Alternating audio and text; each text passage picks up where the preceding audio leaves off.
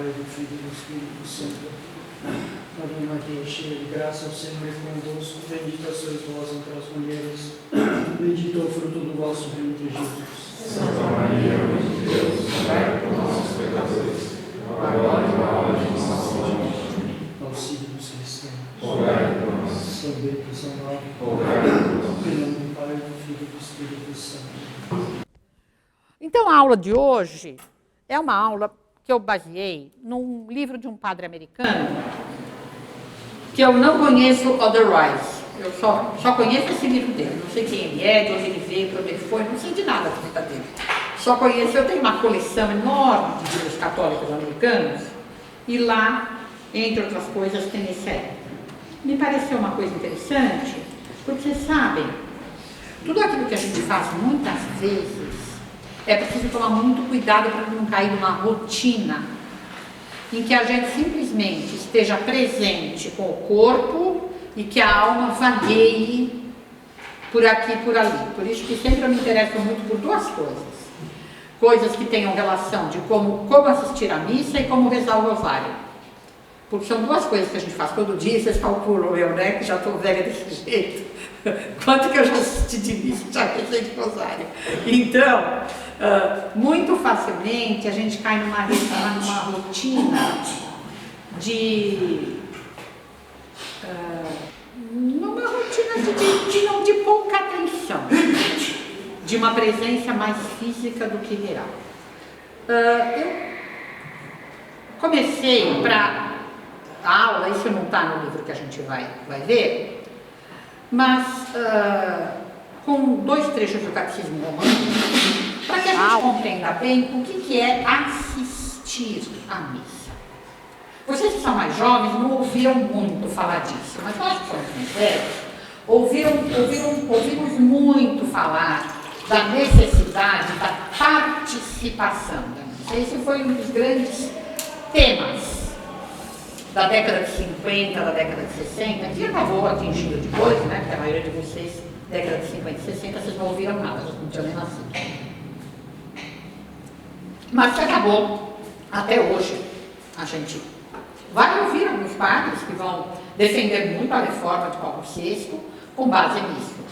A missa não sendo em latim, a missa sendo voltada, o padre voltado para o auditório, para o público, é mais fácil uma participação. A participação na missa é importante? Sim, a participação na missa é importante. É importante que nós participemos das missas a que nós estamos, a que nós assistimos. Mas o que consiste propriamente essa participação? A gente vai compreender melhor se a gente se lembrar aquilo que o Catecismo Romano ensina a respeito da missa. É preciso ensinar, sem nenhuma hesitação, que o sacrossanto sacrifício da missa não é apenas um sacrifício de louvor e ação de graças, ou uma simples comemoração do sacrifício consumado na cruz, mas é também um verdadeiro sacrifício de propiciação, pelo qual Deus se torna brando e favorável a nosso respeito. Então, o sacrifício da missa é a continuação do sacrifício da cruz. O sacrifício da cruz, e, portanto, o sacrifício da missa, é o sacrifício de propiciação por excelência. O que é que torna alguém propício? Dizendo de outra maneira, o que é que deixa alguém que estava zangado comigo? Zangado no seguinte sentido: alguém a quem eu tinha ofendido. Vocês já pensaram o que é ofender? Ofender alguém é negar a alguém o seu direito. É isso que é uma ofensa. Uma ofensa é a negação do direito de alguém. Quando eu ofendo a Deus, quando eu cometo um pecado, eu nego a Deus o direito de mandar em mim, o direito de fazer a regra para a minha ação. Eu nego a Deus o direito que Ele tem como meu Criador, que Ele tem como meu Redentor. O que é que restabelece a amizade entre uma pessoa ofendida e o seu ofensor? Que aquele que ofende ofereça em reparação algo que o ofendido estime mais do que o feriu a ofensa que foi feita. Isso quem explica é São Tomás de Aquino. Então, a negação do direito de Deus de ser obedecido e até amado, feita pelo homem, feita com o pecado original, e nós com os nossos pecados atuais, ela é inteiramente reparada por esse ato enorme de amor e de obediência realizado por nosso Senhor Jesus Cristo, ao morrer na cruz, ao encarnar-se, mas sobretudo ao morrer na cruz. Então, o sacrifício da cruz é o ato propiciatório por excelência, e a missa é a presentificação do sacrifício da cruz. Continua dizendo o Catecismo Romano: em torno desse sacrifício se fazem muitas cerimônias sobremaneira solenes e grandiosas. Nenhuma delas deve ser considerada inútil ou inesquecível. Pelo contrário, todas elas têm por fim realçar a majestade de tão sublime imolação e mover os fiéis que contemplam os ritos salutares a considerar as realidades divinas que se ocultam nesse sacrifício, dizendo de uma maneira mais simples: qual é o objetivo de todas as cerimônias da missa? Tornar mais claro a verdade do que está acontecendo. O que é um rito bom? Um rito bom é um rito que clarifica, que deixa mais evidente o cerne daquilo que está acontecendo. Por isso que é melhor comungar na boca do que na mão. Por quê? Porque essa coisa extraordinária de nós, gente adulta, primeiro, se ajoelhar para ser alimentado, e depois, não tocar no alimento que nós vamos tomar, mas ter esse alimento dado diretamente na nossa boca, por mãos consagradas, deixa muito mais clara a realidade, a verdade de que aquilo não é um alimento comum, que aquilo não é pão, que aquilo é Deus. Muito mais do que se eu vou lá, pego com a minha mão, ponho eu mesma na minha boca, ou como eu já vi uma vez na Inglaterra, um lugar em que o padre deixava o cálice em cima do altar e as pessoas subiam lá e cada uma se servia. Então, qual é o rito melhor? O rito de estar ajoelhado e receber na boca. Por quê? Porque deixa mais clara a verdade do que está acontecendo. Então, é isso que o Catecismo Romano diz de uma maneira mais elegante, mas às vezes mais difícil de compreender. Portanto, a missa, as cerimônias da missa, melhor dizendo, elas nos são propostas como um ato de meditação. Para que elas servem? Se vocês quiserem voltar no que diz o Catecismo Romano, e mover os fiéis que contemplam os ritos salutares a considerar as realidades divinas que se ocultam nesse mesmo sacrifício. Então, as cerimônias da missa servem para nós meditarmos no que está acontecendo. Essa meditação, ela pode se fazer de vários modos. Por exemplo, São Vicente Ferrer tem um livro inteiro, que é a história da nossa redenção, feita através da meditação do que acontece na missa solene. Começa, por exemplo, no tempo de São Vicente Ferrer, havia já uma parte, ainda fazia parte da cerimônia, a vestição do padre na missa solene.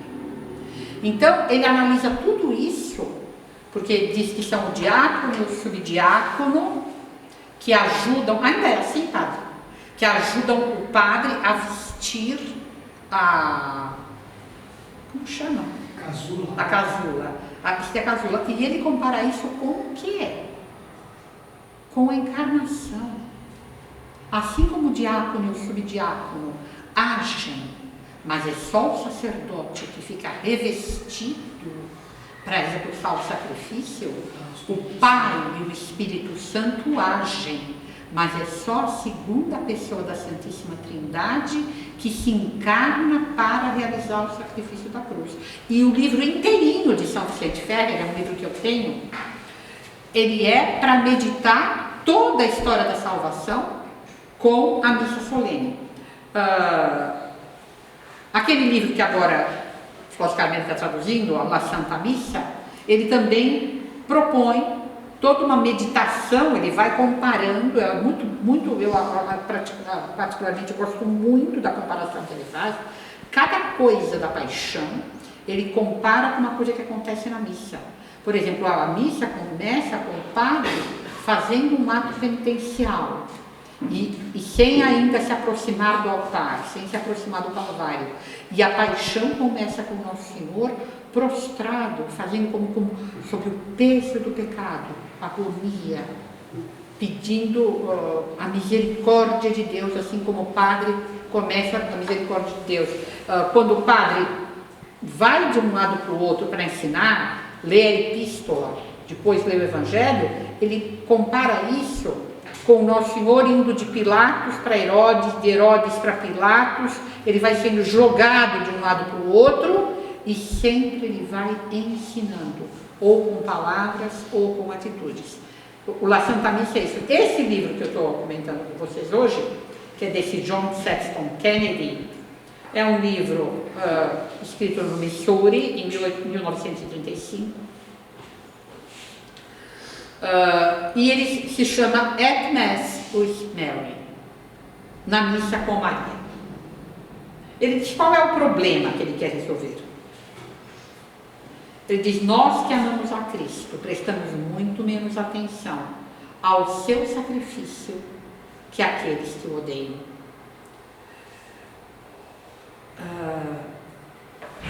Ele diz que então a solução para isso, claro, até no Calvário mesmo, no sacrifício de Nosso Senhor, na sua expressão na sua expressão histórica,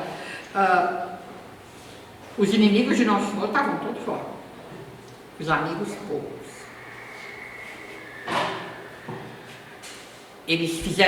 Os inimigos de Nosso Senhor fizeram muita questão do que estava acontecendo, e os amigos de Nosso Senhor fizeram pouco para evitar, ou para pelo menos ficar com ele, para pelo menos dar apoio a ele. Então ele diz que de todas as pessoas que estavam no Calvário, Nossa Senhora é aquela que mais profundamente compreendeu e se uniu ao sacrifício de Nosso Senhor. Portanto, ela é a melhor guia para a nossa assistência à missa. É para isso que ele escreve o livro, para nos ajudar a nos unirmos a Nossa Senhora quando nós estivermos assistindo à missa.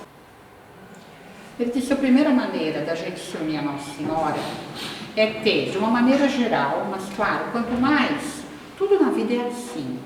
A gente pode ter de uma maneira simplesmente virtual. Se eu perguntar: Thales, você gostaria de estar unido a Nossa Senhora na missa? Ele vai falar: claro, gostaria. Você está unido a Nossa Senhora na missa? Estou, eu quero estar. Mas quanto mais essa virtualidade for atual no momento que a gente estiver assistindo à missa, melhor. Por quê? Porque quanto mais ela for atual, mais ela vai produzir realmente atos de amor, atos de conhecimento e de amor. Quanto mais, digamos assim, aquilo estiver presente na minha inteligência e na minha vontade, quando efetivamente eu estou ali, melhor. Então a primeira coisa é unir as nossas intenções às intenções de Nossa Senhora. A gente pode fazer isso de uma maneira muito prática, pensar na hora que eu entrar na igreja, vou pensar que eu estou encontrando com Nossa Senhora no caminho do Calvário. E agora eu vou subir junto com ela. Usar estratégias para que de fato a gente se lembre dessa união com as intenções de Nossa Senhora. Então, Nossa Senhora teve no Calvário as intenções mais perfeitas. o desejo que ela tinha da reparação devida a Deus, daquilo que o homem tinha roubado dele. E o desejo que ela tinha também, ela tinha esse desejo tão grande, tão perfeito, que Deus quis associá-la à obra da criação. Assim, a melhor maneira de assistir à missa é unir-se às intenções dela. Então, fazer um ato deliberado de união e de oferecimento. Aí a gente vai estar praticando o que São Luís de Montfort manda, de união com Nossa Senhora. Ele fala especialmente, né, até por um apêndice no tratado, só para nos ensinar a comungar, segundo o método da devoção que ele ensina, mas claro que se isso começa já desde o começo da missa, melhor ainda. O Confiteor. O que é o Confiteor? O Confiteor, diz ele, é o grito da humanidade pecadora que reconhece a sua falta e suplica a misericórdia de Deus. É também, isso também aquele padre do anônimo da Santa Missa também diz, que ali estão representados também todos os patriarcas que pediram a misericórdia de Deus e a vinda do Messias. São Bernardo, né, padre, no comentário ao Cântico dos Cânticos, ele diz que toda vez que ele lê o afã, o desejo com que os patriarcas pedem a vinda do Messias, ele diz que ele tem vergonha, que ele se sente enrubescer de ver que eles desejaram tanto uma coisa que ele aproveita e sabe agradecer tão mal. Ele que já tem aquilo que eles tanto desejaram. Mas entre todos aqueles, então o padre, quando ele está ali no Confiteor, ele representa isso também, ele representa todos os patriarcas pedindo a vinda do Messias. Mas entre todos os que pediram e desejaram, ninguém desejou tanto quanto Nossa Senhora, ninguém pediu tão bem quanto ela, e sobretudo, ninguém obteve como ela obteve. E embora ela pessoalmente não tivesse pecado, ninguém soube se humilhar tanto quanto ela, como quando ela fez, por exemplo, na purificação no templo. Mas não só, mesmo na encarnação, ela se humilha. Eu não me lembro quem é o santo, um desses santos bem antigos, que agora me esqueço. Santo Efrem, talvez, mas que comenta que a humildade dela no momento da encarnação é espantosa, porque o anjo está dizendo para ela que ela vai ser mãe do Filho de Deus. E o que ela procura, a única coisa que ela pode dizer para se humilhar, que ela é escrava do Senhor. Mas entenda, era difícil uma coisa para se humilhar. Mas ela acha essa única coisa que ela pode dizer. Quer dizer, porque ela é rainha de todo o resto. Ela e mesmo de Deus, ela é de uma certa maneira, né, mãe. Mas ela acha a única coisa que ela pode dizer para se humilhar. E por isso, a melhor coisa que a gente pode fazer no Confiteor é unir-se com as intenções dela também. Quanto ao introito e ao Kyrie, o introito e o Kyrie são normalmente compostos, o Kyrie, enfim, se repete sempre, né? Mas o introito normalmente ele é composto por palavras do Antigo Testamento. Normalmente no introito são salmos, eventualmente tem outras coisas, padre, no introito, alguma coisa dos profetas, alguma coisa assim, né? Em geral são os salmos. Como o padre já subiu ao altar, ele sugere que a gente, nesse momento, procure se unir a Nossa Senhora no período de espera do menino Jesus, quando o processo de redenção já está em curso. Nosso Senhor está para vir, mas ainda não veio. Então a sugestão dele é que nesse momento em que ainda, digamos assim, nós estamos ainda com o pé no Antigo Testamento, porque o Messias está para vir, mas ainda não chegou. Ele está prometido mais do que nunca, porque mais prometido que uma criança que está para nascer, não há nada. Mas ele ainda não chegou. Então ele disse que nesse momento a gente pode meditar nisso, nesses momentos em que Nossa Senhora estava para receber o Messias, em que se aproximava realmente o momento em que o Messias vai chegar. Assim como para nós, quando a gente está na missa, está se aproximando o momento em que o Messias realmente vai chegar. A redenção está em curso. No Glória, diz ele, unamo-nos a Nossa Senhora que agradece pela vinda de Nosso Senhor ao mundo. Claro, os anjos cantam Glória in excelsis Deo, mas Nossa Senhora é aquela que canta mais perfeitamente Glória in excelsis Deo. Então, nesse momento, a gente pode pensar, assim como antes, a gente estava nesse período em que Nosso Senhor estava para nascer, agora, a gente com Glória, a gente pode pensar no nascimento de Nosso Senhor, nele que chega para o mundo. Na oração que antecede a epístola, logo depois do Glória, ele diz que nós podemos unir-nos a ela na sua vida com o Nosso Senhor em Nazaré, pedindo graças próprias para as nossas vidas que frequentemente estão cheias de dificuldades, de problemas. E as epístolas, como as epístolas frequentemente são São Paulo, ou algum outro, eventualmente São João, a epístola de São João, mas normalmente as epístolas são de São Paulo. E São Paulo é sempre muito prático, ele trata porque ele escrevia para os vários grupos católicos que estavam sempre cheios de problemas, então as epístolas tratam sempre da vida cotidiana. E justamente Nossa Senhora passou por essa fase com o Nosso Senhor. E que é, de uma certa maneira, a maior fase da nossa vida. Frequentemente as nossas vidas terminam com cruzes. O normal das vidas é terminar no Calvário. Não é? Pela doença. Diz o ditado português que minha mãe repetia sempre: os fins são todos tristes. Nós ainda agora passamos por esse fim tão triste para nós do Schlitter. O Schlitter, a gente pode dizer, morreu crucificado. A cruz dele foi esse câncer tão doloroso e esse afastamento de toda atividade. Claro, nós sabemos que agora ele pode trabalhar muito melhor. O céu, tudo é melhor do que a terra. Mas claro que é uma coisa terrível, ter um câncer tão doloroso, é terrível morrer aos 40 anos. Mas a cruz, a crucifixão, o Calvário, não é a maior parte da nossa vida. A maior parte da nossa vida é Nazaré. São esses problemas do cotidiano, pelos quais Nosso Senhor, Nossa Senhora, São José, também passaram. Certamente eles passaram bastante por falta de dinheiro. Devem ter passado muito por uma porção de incompreensão na família.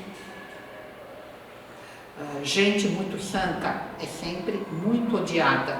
Acho que eu já comentei com vocês uma coisa que me espanta, que eu não sei de onde São Tomás Tina está no comentário dele ao Evangelho de São Mateus, que ele diz que aquela parte em que Nosso Senhor diz, está discutindo com os fariseus, e que ele fala, está falando que eles mataram os profetas, e ele menciona um profeta antigo que eu não me lembro quem é. Ele fala, desde tal até Zacarias, filho de Baraquias, Baraquias, que vós matastes entre o vestíbulo e o altar. Isso é um trecho da Sagrada Escritura que já fez correr rios de tinta.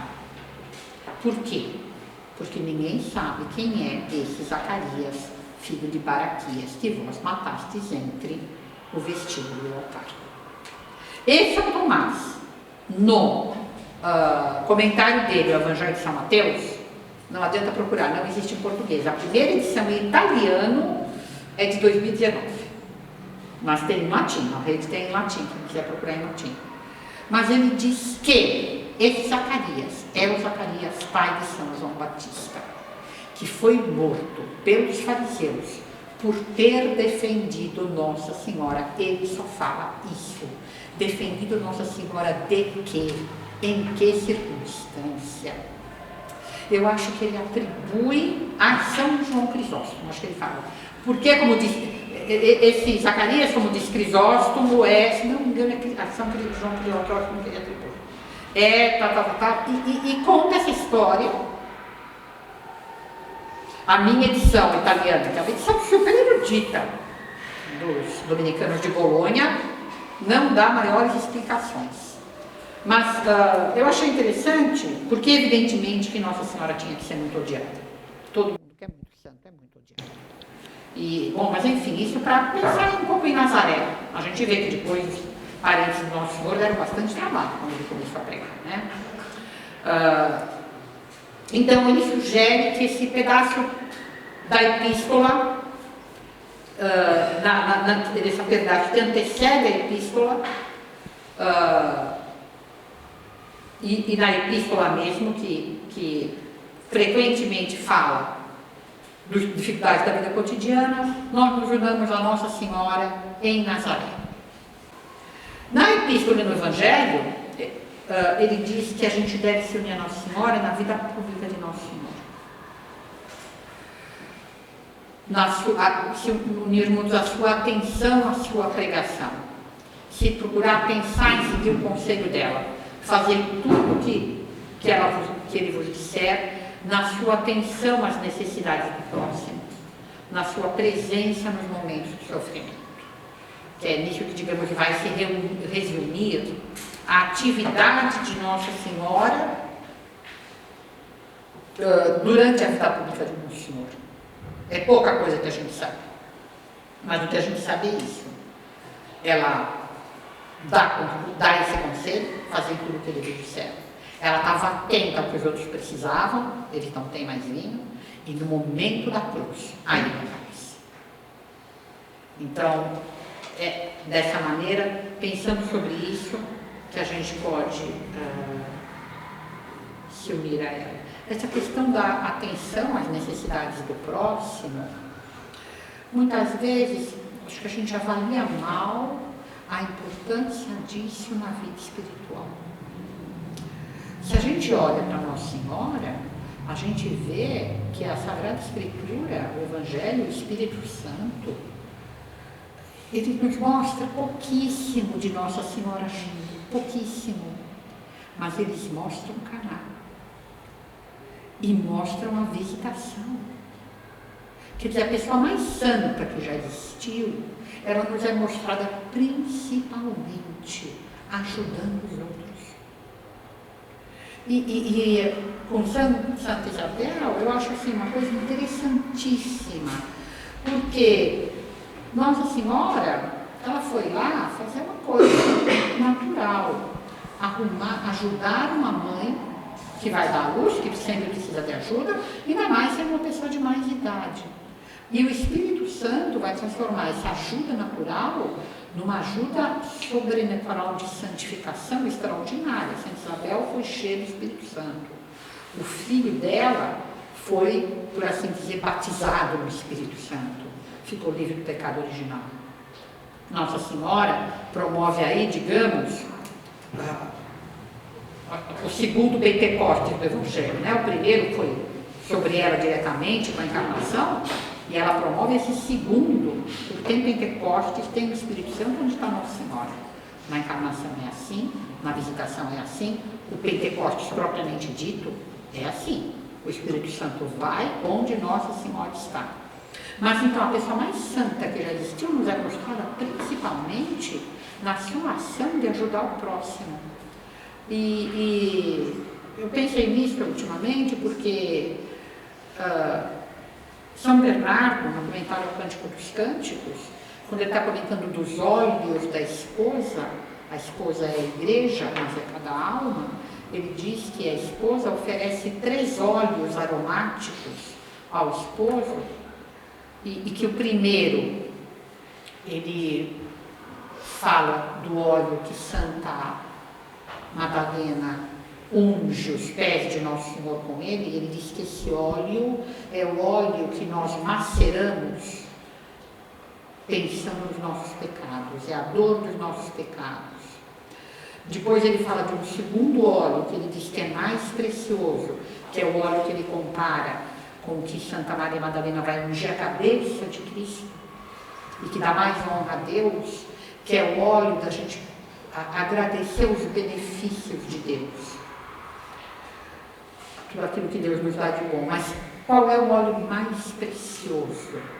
Que ele vai dizer que é o óleo que vai ser usado para ungir todo o nosso corpo de Nosso Senhor, que elas pretendiam ungir o corpo de Nosso Senhor, e Nosso Senhor não quis usar, não por desprezo, mas porque ele não queria para ele queria para o corpo místico dele. É o óleo da misericórdia. Que esse é o óleo que a esposa oferece, que nós oferecemos, que a igreja oferece, que mais honra a Deus. E aí ele se estende longamente, né, Padre, falando disso, tomando o exemplo dos grandes misericordiosos da história, muito Davi, que de fato é admirável, mas mostrando que isso é aquilo que Deus mais quer, que a gente trate bem os outros, que a gente se preocupe por maneiro, que a gente faça as coisas para os outros. Esse, São Bernardo diz, é um grande meio de santidade, é o exemplo que Nossa Senhora nos dá, ela nos é mostrada assim, ela está sempre fazendo para os outros. É assim na visitação, é assim no Caná, é assim no Calvário. Nossa Senhora é inteiramente voltada para as necessidades alheias. E ele diz que a gente pode se unir à Nossa Senhora nesse sentido, recomenda que a gente o faça na Epístola e no Evangelho. Diz ele que no credo nós devemos de modo especial nos unirmos à fé de Nossa Senhora. Bem-aventurada és tu porque creste. Ao contrário do que afirmam certas videntes, há videntes que falam em Nossa Senhora, sempre cercadas de anjos, até para mim, se ela ia varrer a casa, vinham os anjos, varrer a casa, etc, etc. O caminho de Nossa Senhora foi sempre um caminho de fé. É pelo menos o que afirma São Luís de Montfort. A oração a Maria para seus fiéis escravos, como é que ele diz? Nada quero nesta terra, senão o que vós tivestes, a saber, crer puramente, sem nada gozar ou ver. Santa Teresinha também tinha essa opinião. Ela dizia que ela imaginava, que ela pensava, acreditava que a vida de Nossa Senhora era uma vida de pura fé. Para mim parece que eles têm razão só por um dado da Sagrada Escritura.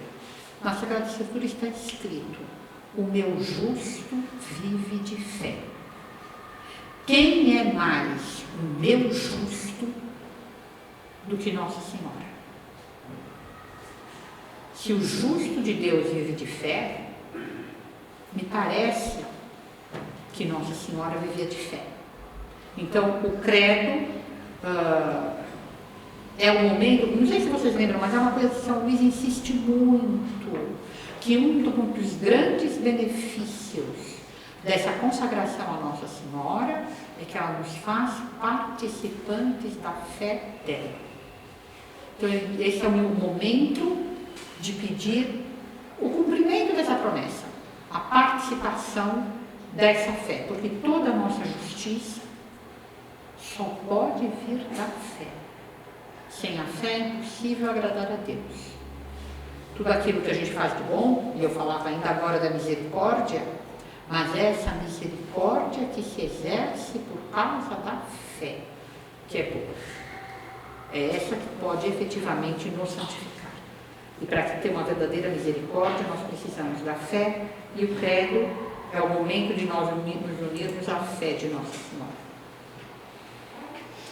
No ofertório, ele comenta: os apóstolos estavam no horto e dormiam.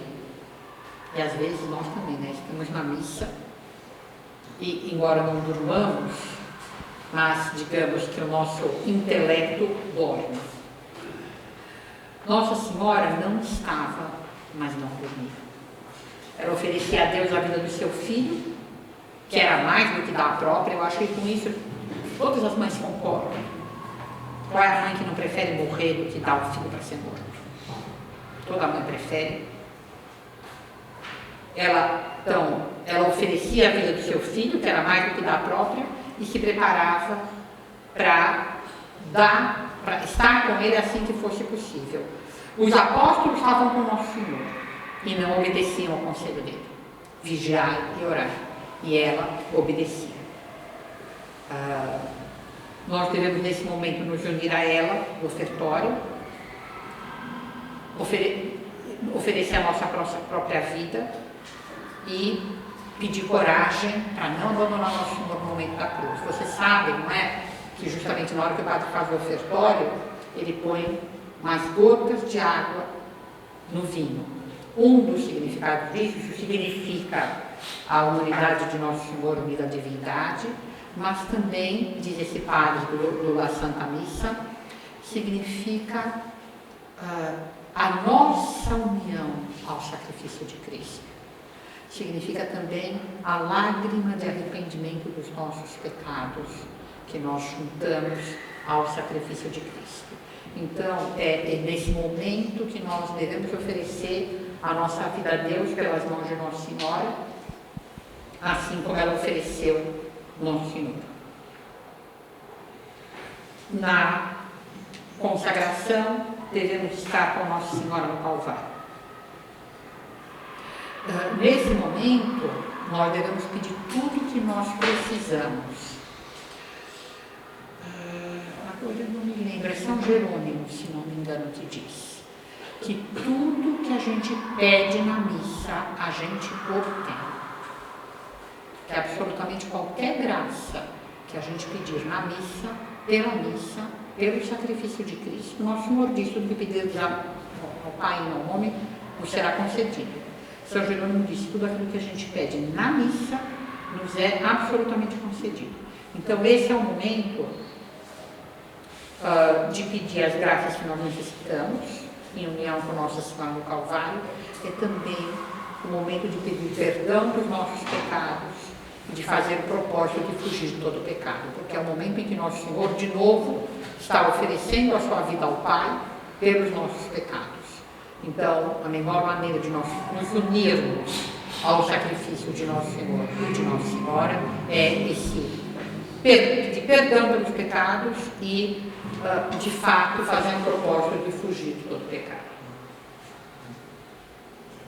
O sacrifício, no Pai Nosso, o sacrifício já foi realizado.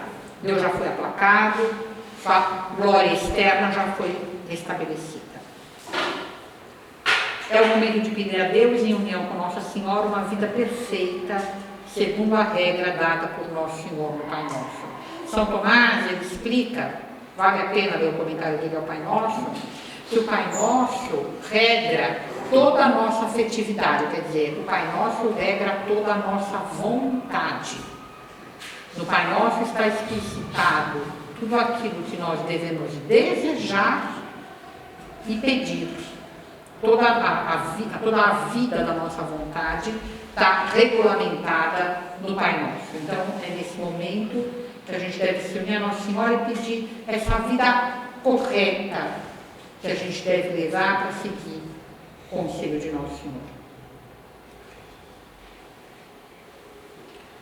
No Agnus Dei, na comunhão, tendo sido realizado o sacrifício, nós devemos pedir a aplicação desse sacrifício a nós. Vocês sabem que o sacrifício de Nosso Senhor, objetivamente, é feito por todos os homens. Não há nenhum homem que esteja excluído do desejo de Nosso Senhor de salvação. Mas, subjetivamente, quanto aos sujeitos, e é por isso que Nosso Senhor pôde dizer: sacrifício que é oferecido por vós e por muitos, porque nem todos vão receber o fruto desse sacrifício que é para todos. O fruto do sacrifício é aplicado a quem? A quem? A quem quer. É isso, precisa querer. Deus nos dá tudo aquilo que nós queremos. E só aquilo que nós queremos. Deus não força ninguém. Aquilo que o homem desejar, isso está na Sagrada Escritura. Aquilo que o homem desejar, isso lhe será dado. Então, esse momento do Agnus Dei da comunhão é o momento para a gente pedir a Nossa Senhora que o fruto do sacrifício de Nosso Senhor e dela nos seja aplicado.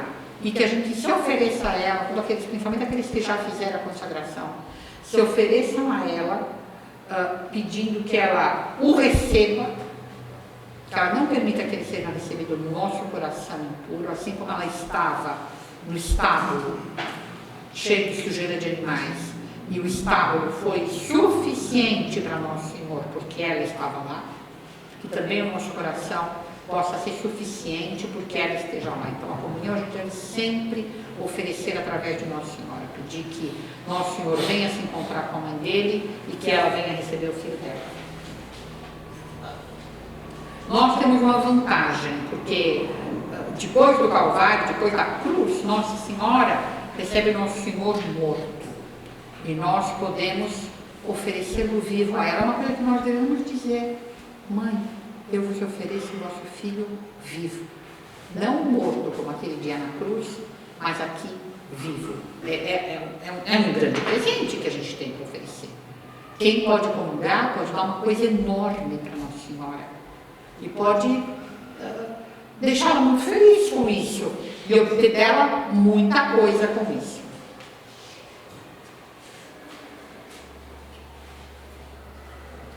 Depois da comunhão, nós devemos nos unir a Nossa Senhora, que saindo do sepulcro, se prepara para uma vida sem a presença sensível de Nosso Senhor, como é a nossa. Nós não percebemos Nosso Senhor nos vê a cada momento, nós não o vemos nunca. Nós não percebemos a presença dele. E assim a gente, digamos, conclui a missa pedindo força para essa vida em que nós estaremos sempre na presença de Deus, mas não perceberemos. Então, facilmente nos esqueceremos de Deus. E por fim, no último evangelho, o padre sugere que a gente se una a Nossa Senhora na Ascensão, pedindo a graça de viver como ela viveu, com o espírito posto nas coisas do alto. E com esse espírito, em união com ela, voltar à vida cotidiana. É isso, então é uma coisa simples, me parece, mas me pareceu interessante esse itinerário que o padre dá e que pode ajudar de fato, se a gente se aplica, a prestar uma atenção interessante e interessada na Santa Missa. Em nome do Pai, do Filho e do Espírito Santo. Ave Maria, cheia de graça, o Senhor é convosco. Bendita sois vós entre as mulheres. Bendito é o fruto do vosso ventre, Jesus. Santa Maria, Mãe de Deus, rogai por nossos pecadores, agora e na hora de nossa morte. Auxílio-nos cristãos. Rogai por nós. São Bento, São Paulo. Rogai por nós. Em nome do Pai, do Filho e do Espírito Santo.